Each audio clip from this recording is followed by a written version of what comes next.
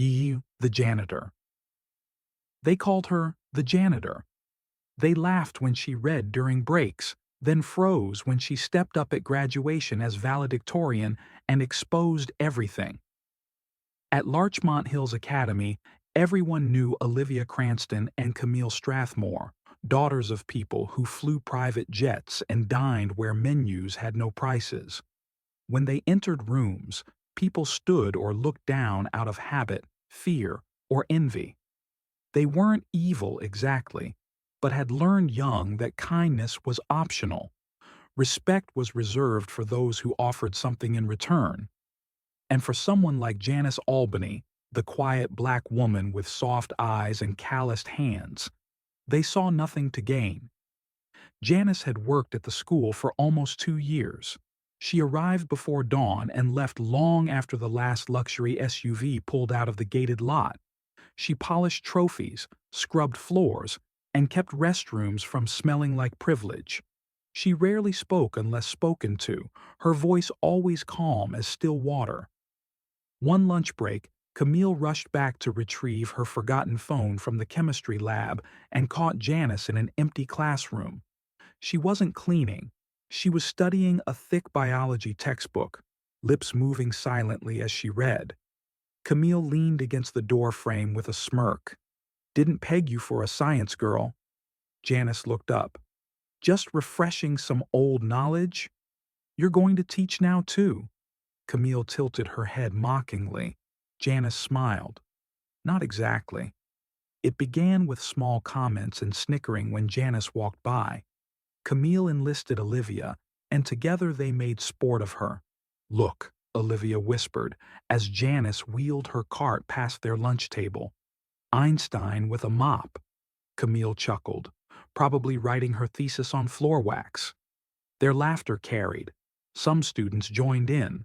Others looked away uncomfortably. No one intervened.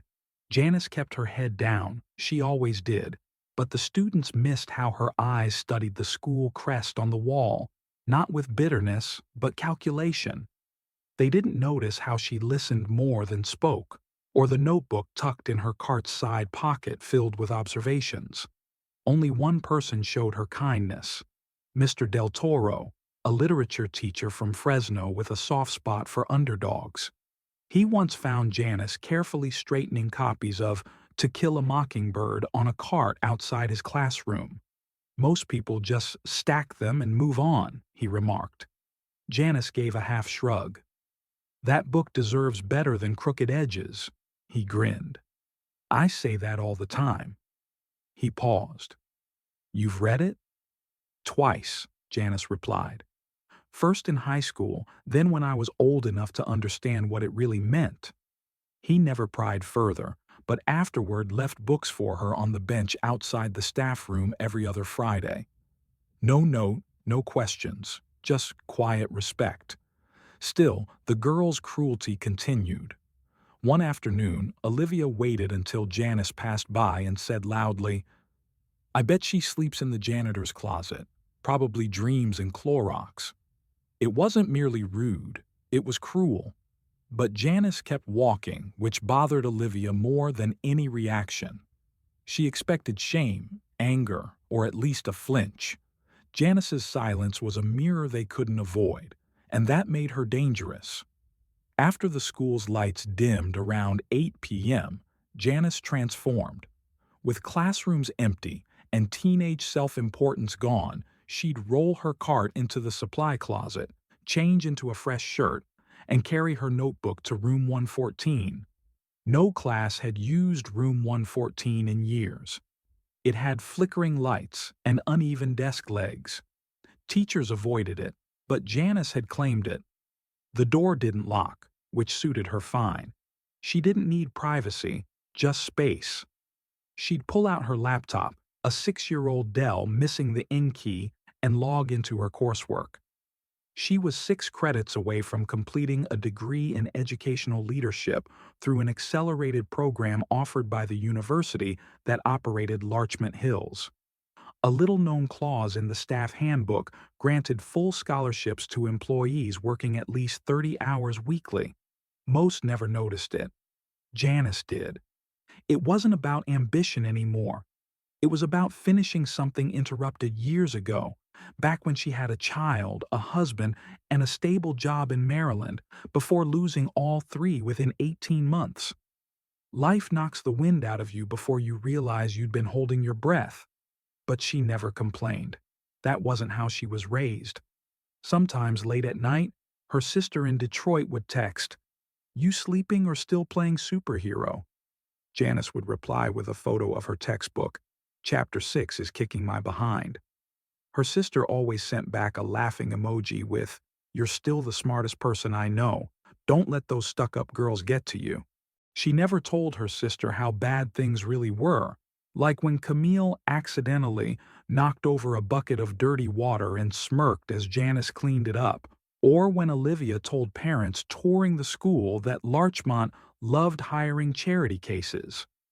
Yet Janice kept showing up, always 5 minutes early, cart clean, uniform pressed.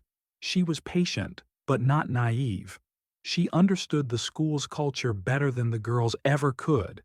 Behind polished wood panels and curated diversity brochures lurked rot. Not everyone, but enough to stain the air. What no one knew was that Janice had been recruited for more than mopping floors. 2 years earlier, after an internal report revealed the Academy's negligence toward racial and economic discrimination, the Board of Trustees had agreed to a radical plan. Plant someone inside quietly, someone who wouldn't raise suspicions but could see everything. Janice had been working part-time at a community college in Oakland when she got the call. They offered a job, no title or special treatment, just an ID badge, a mop, and a mission: observe, document, and report behaviors that cameras and policy memos couldn't capture. It wasn't glamorous, but it mattered.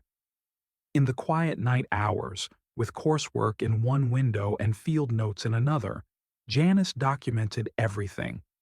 Not just the cruelty and indifference, but also the good teachers, the few students who made eye contact, and how Mr. Del Toro left that copy of Beloved with a sticky note reading, "For someone who understands silence." Every shift drained her, not from physical labor, but from the weight of pretending. She carried their ignorance like a second uniform, growing heavier daily. But change was coming, just not how anyone expected. By spring, senioritis had settled over the academy like fog. Olivia and Camille spent days in the senior lounge, flaunting college acceptance letters and launching verbal darts at anyone beneath them. Simple jokes no longer satisfied them. They craved reaction. One Monday morning, Camille staged a performance at the admin office, feigning concern. "I think the janitor might be stealing test copies," she whispered dramatically to the receptionist. "I saw her in a classroom late at night, alone." Ms. Robbins blinked in surprise. "Janice? Are you sure?" Camille donned her wounded angel expression. "I don't want anyone in trouble, but isn't security important?" The seed was planted. That afternoon, Janice was summoned to operations. No accusation, just routine questions. She sat calmly as the facilities manager glanced nervously at his clipboard. "Have you been spending time in unused classrooms during your shift?" "I clean every assigned classroom," Janice replied evenly. "Yes, but do you stay longer for any reason?" She met his gaze. "I finish my work. Sometimes I take breaks, like everyone else." He nodded, writing something down. "That's all then." Janice stood. "If there's concern about my performance, I'd appreciate direct conversation." His ears turned pink. No concern. Just protocol. The lie hung between them. Outside, Camille leaned against the wall, pretending to check her phone.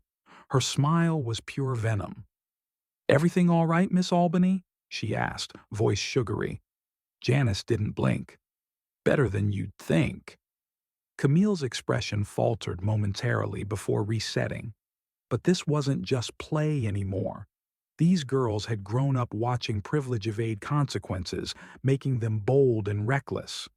2 days later, Olivia orchestrated another stunt.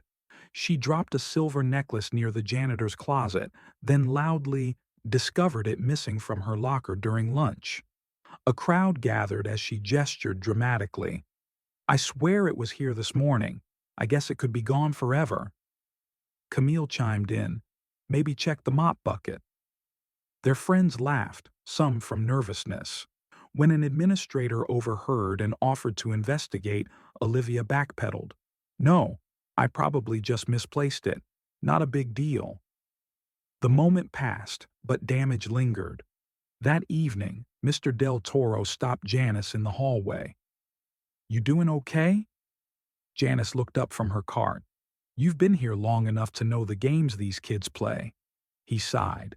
"Too long sometimes." After a pause, he asked, "Is there anything I can do?" She considered. "Keep doing what you're doing. That's rare enough." What neither knew was that Janice had already submitted her first internal report to the board, documented incidents, quotes, behavior patterns, with names temporarily redacted. She wasn't the only one watching anymore. An independent firm had begun quiet audits, interviews, and surveys disguised as student engagement research. Camille and Olivia believed they ruled the school, but attention was shifting. Still, they continued their behavior. Cruelty had become habit, and habits resist change when never challenged. Then one Friday, Janice froze mid-step, hearing Camille in the student lounge, door ajar, bragging to a tennis team boy. "You know that janitor chick? Mom says people like her are just for making the place look diverse. She called it optics." The boy laughed. Olivia added, "Dad says the school's bleeding money with those staff scholarship perks. It's basically charity." Camille snorted. "Can't fix broke, not with books." Janice stood motionless, one foot in the hallway, hand gripping her cart handle. She said nothing, but something shifted within her. She'd been patient long enough. Now she had everything needed, and it was almost time to show her hand. Before mopping floors under fluorescent lights, Janice Albany had been someone else entirely. 12 years earlier, she was Janice Simmons, Director of Curriculum Development for a Maryland public school district. She had a corner office, 3 staff members, and a plaque from the state superintendent. Married with a daughter, life had structure and warmth. Then came the accident. Her husband's car was struck by a delivery truck during a snowstorm on Ear 83.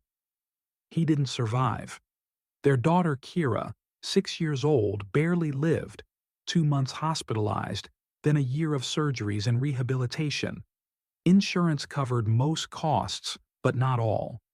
Janice spent her savings, emptied retirement accounts, and eventually sold their home. Then Kira caught pneumonia. After everything else, that's what took her away. Janice resigned 2 weeks after the funeral.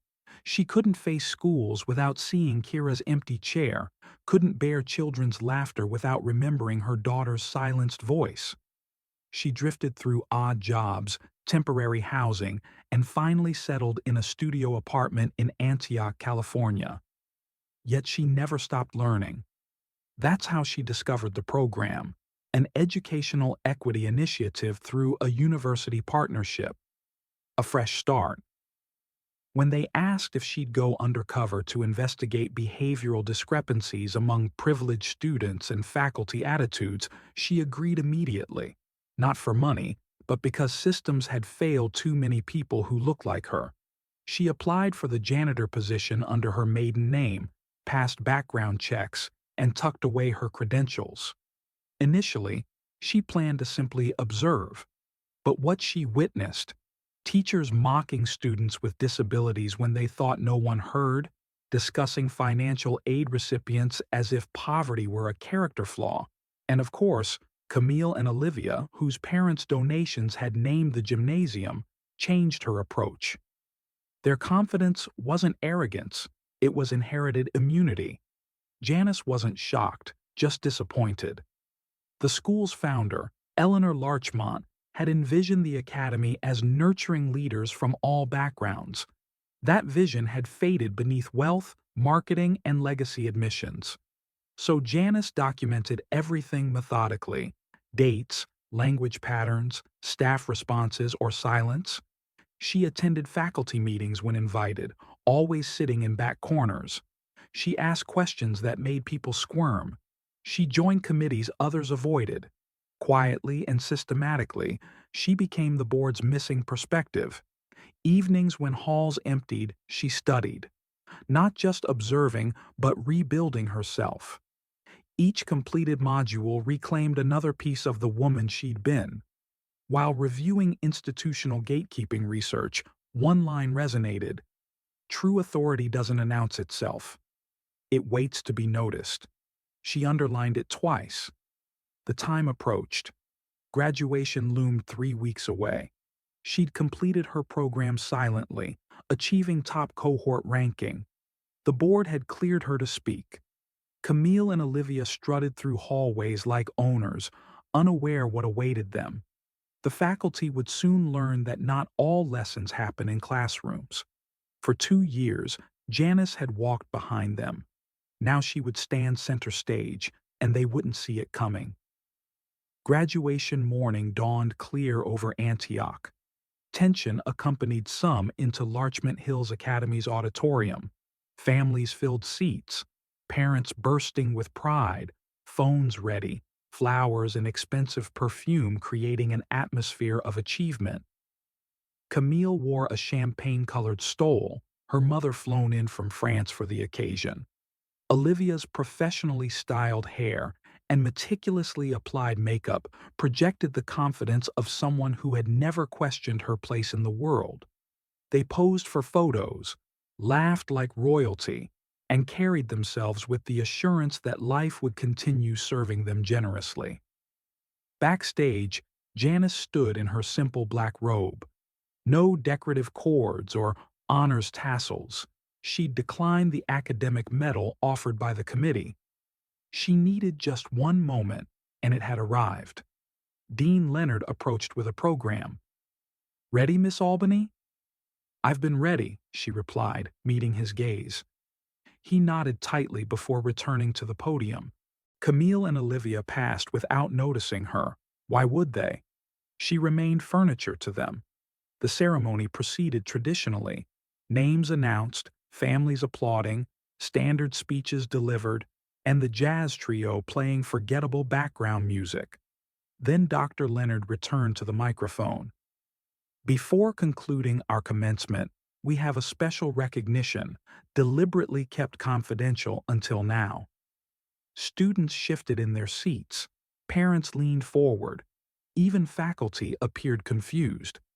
This year, our Board of Trustees approved a confidential academic pilot program allowing staff members to pursue higher education with complete anonymity. The program demanded both academic excellence and professional integrity of the highest caliber. Camille glanced at Olivia, who frowned as whispers circulated. "We proudly announce that our highest academic honor belongs not to someone you studied alongside, but to someone many pass daily without acknowledgement." He paused significantly. "Please welcome Janice Albany, this year's valedictorian." Silence fell, then shattered like dropped crystal. Heads turned, mouths opened. Camille froze, her face rigid. Olivia blinked rapidly, then laughed before realizing she laughed alone. Janice approached the podium with measured steps and straight posture. She surveyed the audience before fixing her gaze directly on Camille and Olivia. "I came to this school with a mop in one hand and a question in mind," she began, her voice strong and clear. What kind of place was this beyond brochures and rankings?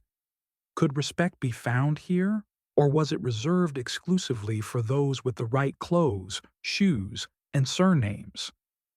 The audience remained utterly silent. "I worked nights cleaning after people who whispered behind my back. When they saw me reading or sitting in empty classrooms, they laughed." She paused. "But I wasn't just reading. I was watching and studying, not only for a degree, but for answers. She turned slightly toward the faculty. And now I have them? Students shifted uncomfortably. Olivia's expression became unreadable, while Camille clutched her program with whitened knuckles. I stand before you as valedictorian, but also as embodiment of what this institution claims to represent: growth, opportunity, and truth. Yet her greatest revelation remained unspoken. The room held collective breath, a cough from 3 rows back, a creaking chair, an ignored phone vibration. Everyone waited for her next words. Janice took her time, sipping water and carefully folding her notes before continuing. You're wondering how I arrived here, in this robe at this podium. Several faculty members nodded unconsciously. My presence wasn't solely about earning a degree. 2 years ago, the university board approached me after receiving private complaints about growing class division and entitlement culture within the academy. They needed someone to apply for work, not as teacher or consultant, but as janitor. The audience stirred as Janice allowed silence to settle. My assignment was observation, not from executive offices or meeting rooms, but from hallways, locker rooms, and empty classrooms where people speak freely believing no one listens. I was listening. A parent shifted uncomfortably in her seat. I witnessed seemingly small things that accumulated significantly: how certain students treated those they deemed unworthy, how adult silence enabled such behavior, and how those who should have intervened looked away. She directed her gaze toward staff members. Some of you knew and did nothing. Her words landed like physical blows. Camille's mouth had gone dry. Olivia sat motionless, as if invisibility might come through stillness. What distressed me most was that these behaviors weren't concealed. They were public, casual, normalized, and rewarded with attention and popularity. She breathed deeply. I'm not here to shame you, but to remind you. You cannot determine someone's value by their uniform or occupation. You cannot measure dignity using bank accounts or family trees. She paused briefly, then continued with renewed clarity. I once had a daughter named Kira. She would have been your age. A palpable hush swept through the gathering. She died before experiencing this milestone. I share this not for sympathy, but because I see her potential in each of you, and I wonder, had she been here, would she have faced the same mockery? No one ventured an answer. Perhaps, perhaps not. But I know with certainty that if you leave believing your name guarantees deferential treatment, you've fundamentally misunderstood education's purpose. She let that sink in. Education extends beyond textbooks and examinations. It's about how you treat those you believe you'll never need, because circumstances change unexpectedly. Then came her final revelation. My complete report has been submitted to the board. Based on my findings, the scholarship program will be restructured to emphasize integrity and contribution rather than legacy. All disciplinary cases from the past 5 years will undergo comprehensive audit, and students who participated in harassment, including verbal and social forms, will face formal review. Gasps erupted. Murmurs spread through the back rows. Parents whispered urgently. Janice stepped back slightly. This isn't vengeance, it's accountability. She held Camille's gaze, then Olivia's, who had lowered her eyes. And accountability remains indifferent to your father's wealth. But consequences would extend beyond this moment, long after applause faded. The ceremony concluded with half its initial energy. Some clapped politely, others sat confused. Several families slipped out early.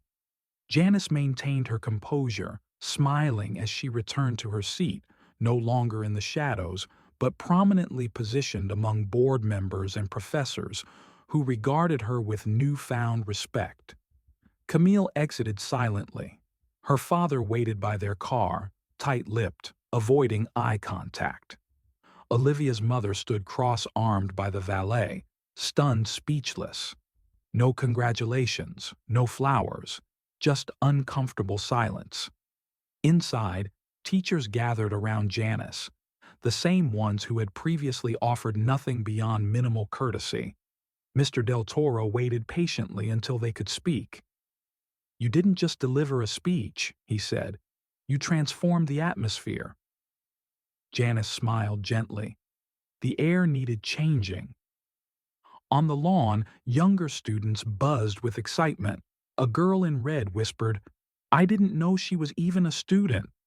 Her friend replied, "I didn't know she could speak like that." People began recognizing what they had overlooked or deliberately ignored. That evening in her apartment, Janice ate leftover chicken salad with the commencement program beside her. Her phone buzzed with an email from the board director. Subject: Thank you message. Your final report is under review. Policy meetings begin next week. Your courage will reshape this institution's future. She exhaled, not from relief or pride, but from grounded purpose that required no external validation. Meanwhile, the speech went viral. A teacher's assistant had posted footage online, titled simply, "Janitor or Genius." Larchmont's graduation shocker. Consequences arrived swiftly. Camille faced disciplinary review. Her parents had no recourse. Her father's firm quietly withdrew her summer internship. Rumors circulated that community service would precede her diploma. Olivia's parents threatened legal action and demanded apologies until the school released excerpts from Janice's documentation, including witness statements and behavioral patterns. They retreated quickly. Olivia graduated without honors distinctions. Neither girl spoke publicly about events, but acquaintances noticed changes. The jokes ceased. The whispers vanished. By fall, Janice accepted a new position, Director of Equity and Inclusion Initiatives for the entire school district. On her final day with the cleaning cart, she left a sticky note on the supply closet. "Respect isn't owed, it's revealed. Clean floors, clear eyes. J.A." She departed Larchmont Hills wearing a navy blazer with a leather satchel, not to demonstrate advancement, but because concealment had become unnecessary. A week later, she returned as guest speaker for new staff orientation. Standing again at the podium, addressing teachers and assistants, she spoke words that reached every corner. Your job title doesn't determine your influence. How you treat others when unobserved does. This time, everyone listened attentively. They finally understood.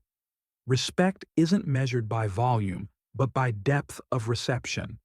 If this story moved you, if it prompted reconsideration of how we treat those we believe dispensable, remember that often, the quietest person in the room might deliver the most profound lesson.